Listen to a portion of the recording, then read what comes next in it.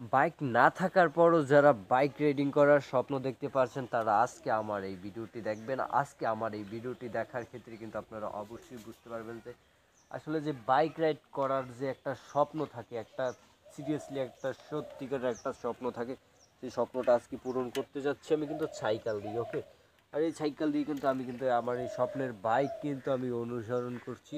আর দেখে যাক যে আমার এই বাইকের যে স্বপ্নটা হয়তো ইজিলি কোনো দিন কি পূরণ হবে। আসলে যে মানে দেখা যাক যে আমার এই ইজিলি পূরণ হওয়ার জন্য কিন্তু আমি একটা ফোন নিয়েছি, এখানে কিন্তু একটা ফোন আছে, তারপর কিন্তু আমার ওই সাইডে একটা ভিডিও হচ্ছে যে ফোন দিয়ে, সেই ফোনটা কিন্তু অবশ্যই আছে।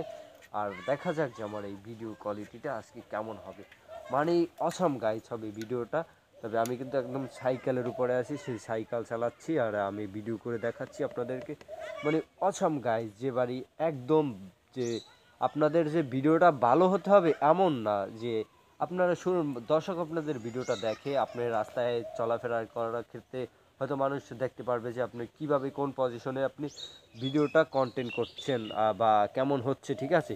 হয়তো জানি না এখন আমার এখানে গ্লাস দেওয়া যায় কারণে আপনাদের ভিডিওটা কেমন দেখা যাচ্ছে, বাট আমি কিন্তু এখনও ইজিলি বাট অনেক ভালোই দেখা যায় যে আপনাদেরকে আমি বুঝাতে পারবো। হয়তো মানে এখান থেকে নয়েজটা হয়তো যাবে না, যার কারণে আমি এটা উঠেই নিচ্ছি। যে তবে কিন্তু আমাকে কী রকমের দেখা যায় একটু কমেন্টে বলবেন, ওকে।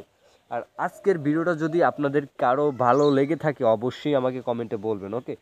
আর এটা কিন্তু একটা আমার পুরনো একটা প্রাক্তনী হালানো একটা ফোন ছিল, তবে মানে ফোনটা চলে, বাট এটাই কিন্তু এখন ভিডিও হচ্ছে।